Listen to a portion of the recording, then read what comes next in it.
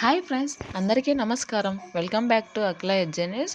ఈరోజు మన రాష్ట్ర ప్రభుత్వం అయితే సామాన్య మధ్యతరగతి కుటుంబాలకైతే ఊరటనిచ్చే మాటనైతే చెప్పింది. అదేమిటంటే కరెంటు బిల్లుల గురించి అయితే మన గవర్నమెంట్ ఒక శుభవార్తని చెప్పడం జరిగింది.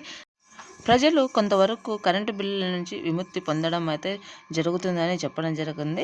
రేపటి నుంచి కట్టవలసిన కరెంటు బిల్లులను ఎంత అయితే చెల్లిస్తున్నారో ఆ కరెంటు బిల్లును చెల్లించాల్సిన అవసరం లేదు. అంటే యూనిట్ ప్రకారం మనం కరెంటు బిల్లు అయితే చెల్లిస్తూ ఉండేవారం కదా. ఇప్పుడు అయితే అలా కట్టవలసిన అవసరం లేదు అని గవర్నమెంట్ చెప్పింది. యూనిట్ పై కరెంటు బిల్లు తగ్గించారు. ఈ నెల నుండి ముందు ఉన్న దానికంటే కూడా తక్కువ అయితే కరెంటు బిల్లు వస్తాయి అని గవర్నమెంట్ అయితే చెప్పడం జరిగింది.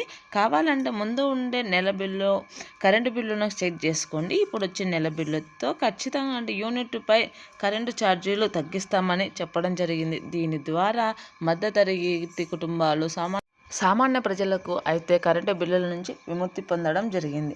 దీని వలన రాష్ట్రంలో ఉన్న పేద మధ్యతరగతి కుటుంబాలకైతే కాస్త వరకు ఊరటనైతే ఇవ్వడం జరుగుతుంది అని మన సీఎం చంద్రబాబు నాయుడు గారు కరెంటు బిల్లుల గురించి అయితే అప్డేట్ ఇవ్వడం జరిగింది.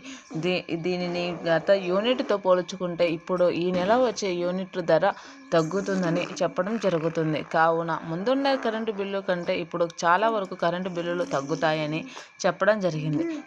మన రాష్ట్ర ప్రభుత్వం ఎంతగానో పేద మధ్యతరగతి కుటుంబాలకు మేలు చేసే దిశగా ఒక్కొక్క పథకాన్ని అయితే అమలు చేస్తూ వస్తుంది. దానిలో భాగంగానే కరెంటు బిల్లులను కూడా తగ్గించే అవకాశం ఉంది. Thanks for watching.